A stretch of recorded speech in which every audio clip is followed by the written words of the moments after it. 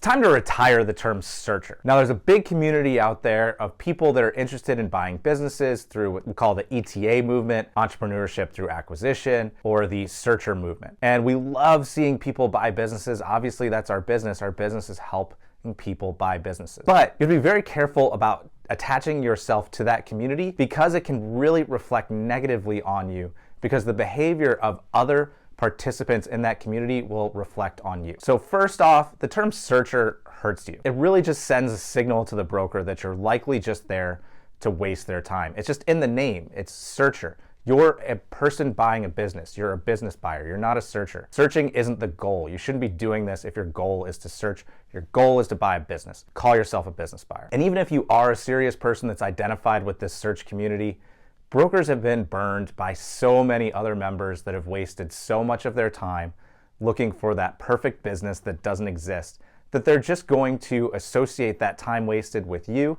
and they're probably not going to let you through to talk to the business owner, which means you're never going to get a chance to buy that business. So identifying as a searcher can really hurt your odds of buying a business. You're a buyer, not a searcher. Also, don't refer to yourself as an investor. Business owners hate that. You really just want to refer to yourself as an owner-operator or an entrepreneur or just, again, someone who wants to buy a business. And I think if you're a serious business buyer, your deal criteria is not going to be financially based. So we see all the time, it comes from the Harvard Business Review books, other Ivy League studies. They give the same list of EBITDA margin, revenue growth, recurring customers. They're all looking for the same criteria. They're all looking for businesses that don't really exist. And those lists are too perfect and too general. You need to be searching for the business that fits you. So you should be doing a full audit of your skills and your interests and your background and finding the business that fits that. Because at the end of the day, the business you're going to be able to buy is the one that you're going to be able to sell first the broker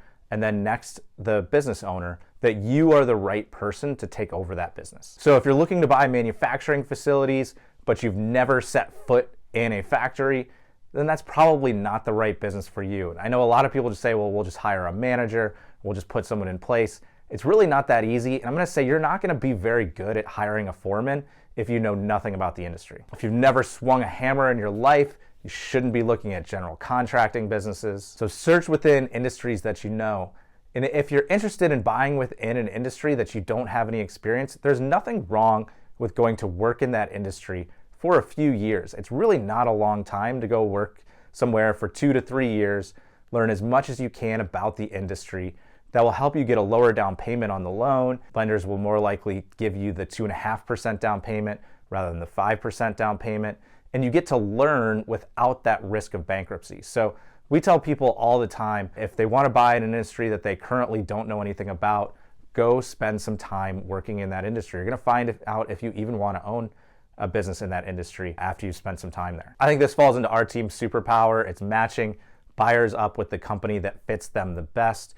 It's much more of an art and a science, trying to find exactly where someone's skills lie and exactly the right business that fits for that. And typically what we see when we're working with people is that they may start out with a very broad group of businesses that they're looking at, and we know that that person's pretty far away from actually completing a transaction. And just over time, the list gets narrower and narrower, and then once we really focus on a specific industry, that's when the transactions happen. So if you need help finding the right business for you, check out the link in our bio, and let's buy a business together.